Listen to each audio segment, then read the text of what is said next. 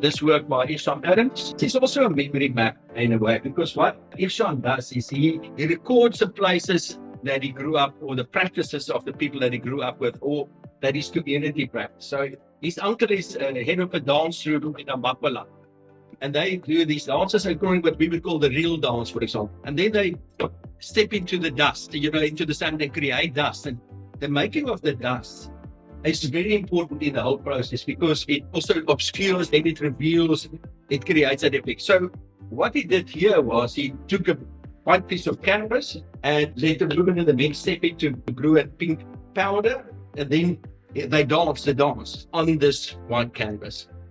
And he recorded their footsteps. And then he put it up, and then he created the canvas from that, using materials that found in the Makwaland, amongst other things. So you would found cowrie shells and little semi-precious stones and lots of other things. He was the first South African to have a solo show at the Museum of Contemporary Art in Chicago, one of the top 3 art museums in the world. So he's really and truly like a superstar.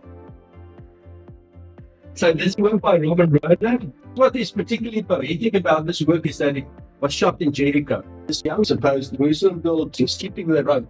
And as she skips around this wall, he records this, capturing the movements of the rope and of her jumping, which are really beautiful. And obviously it refers to the walls of Jericho. This high wall immediately makes you think of wall separation, of the conflict in that area. And it's sort of a sad harbinger for what has now happened there. The sort of joy of someone just jumping and skipping is at odds with what's the sort of the underlying tension that's always there.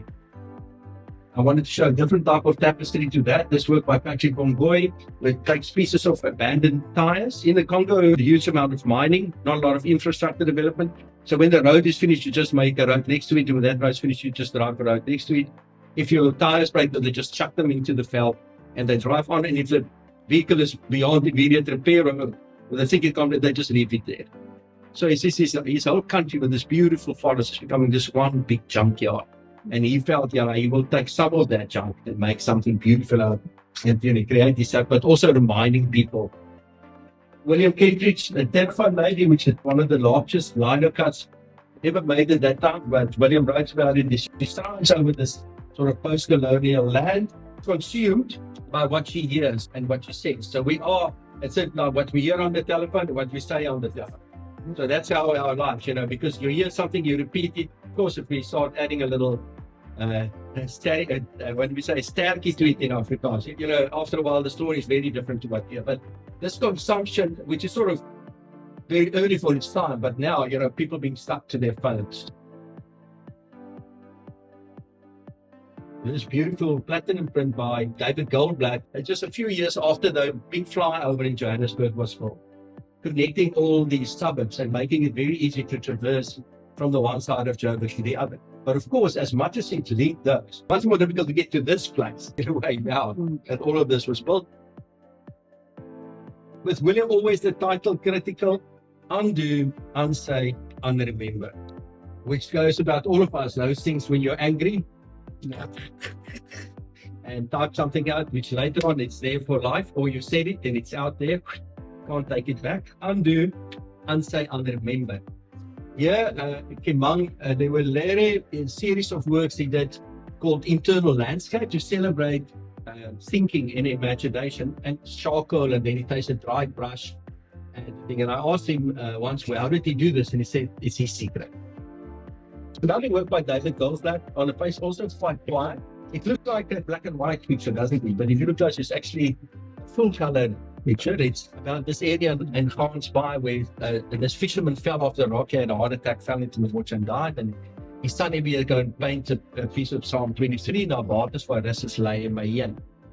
And I thought this is quite interesting, but why in the world would David Goldblatt photograph this? I looked again and I saw, do you see Poseidon here, the god of the sea, sort of coming out from these rocks? And do you see all these people covered in shrouds, like when they did when people died, before they were buried? And then I thought, now I know. This is Bernie Sill. It's of Bernie photographing herself jumping on top of discarded gravestones. And she sort of refers to two things. One is that they normally, the old age used to stomp the grapes itself in order to create the wine. Now she dances on top of it with a little bit of fun before this is discarded. this work by Walkabout is truly amazing. She first creates this structure. Then she takes this statuary cloth, the cloth that the mother wear, and she punches it. And then she connects it together. It's both a reference to mathematical precision, a homage to history. She also done respect of the mother. But all in all, I think it's a really beautiful girl. A young lady who won the Gerard Sokoto Atelier Prize this year, and the Cassandra Wells Award 2 years ago by the name of Welgemeend. And she worked on this material which she covered with silk, and she dyes the silk with traditional Tswana dyes, which will be dried onion skin in this case, and purple flowers. Looking like almost pearl-like, she calls it Dinaledi 3. Dinaledi refers to the stars. The stars also refer to your forefathers. So in paying homage to forefather, your life makes sense, or because, and often people say the stars, there's the stars align. A lot of people believe that stars have a big impact on our lives, but also for, in her case, forefathers, and that becomes sort of the grid that you can tap back into to make sense of your life. Two works that I loved hanging together, and I bought them at the same time. This one was made at Rågsrift by Swedish Lutheran missionaries. On the face of it, one would think this is actually a weaving of a traditional homestead, of the patterns that you find. But in fact, it's not only that. These sort of patterns, to a large extent, are exactly the same as the patterns that's woven by the Inuit Indians in the north of Europe. That was the colors and patterns that influenced them. They taught them these patterns, and the local people sort of half reinterpreted these patterns according to patterns that they understand. So this is for me sort of a celebration of the joining of the north and the south. This incredible work by Maya Marks, which is oil on canvas. She paints every one of these individual lines. Can you imagine how much time that takes? And then create these sort of marks, and then you can see there are patterns within patterns.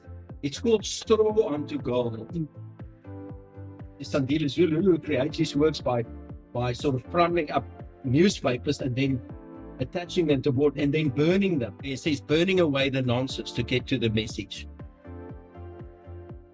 The main work that you have is this work by Willem Boshoff about the circle of life. These little pebbles are all very particular. They come from different parts of the country. What he says is, so you now know I picked this pebble up in this stream in Dalstroom, at that thing 50 meters from the fence post.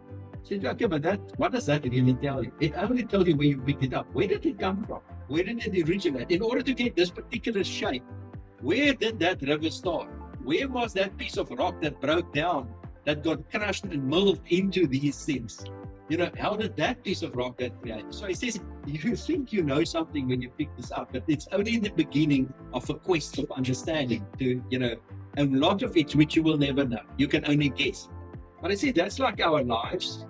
There's a lot of things we think we know, a lot of things who our parents were and the circumstances and all those sort of things. But it says there's always much more that came before that you don't know. But in life thing, the final quarter, the quarter that makes sense, is all determined by chance. And then he puts the chance corner around it, and he says, who you are is also the chance. Not you didn't choose to look like you look to coming up. But what is particularly amazing, and someone pointed it out to me the other day, I didn't see it, is that each of these dices have actually a little hole through them. So those dices are loaded. They've got an extra. It's really quiet work by Darren Ginsberg. Subverts your thoughts about what a painting should look like. Playfulness and experimentation is a very important part of his practice. He loves kinetic works that move, floats outside the place that's made for it. He's got this huge hole, but it's just such a whimsical thing. It's got this little red dot there that's also removable, and of course then the document or the letter that's there that you can open or not if you choose to. So as a whole, all that this work does is beg many questions about what is it. It is unknown. This Conrad Burt's work, the exhibition was called Heaven and Earth. Then he writes all these sort of motifs down, which are a lot of skulls and rest in peace, and a lot about violence and stuff, and very Basquiat-ish. Carla Dixon, she takes paper, paints it, cuts it up, and then put it on the canvas, and it's almost got a Mark Rothko-esque feel. It works really well with this very clever work by Gilbert Machine. It's called Boxer in Fine Garb. And if you look at it at first, it doesn't look that there's anything funny about it, anything off. The The horse looks so elegant, you know, he's dressed, the shape. He does it in such a way that you can almost visualize the horse in that outfit, beautifully dressed. And then an amazing little book by Simon Zeffert. She's very interested in poetry, coding, and in sort of language. So there's sort of a code, a poem embedded in this work.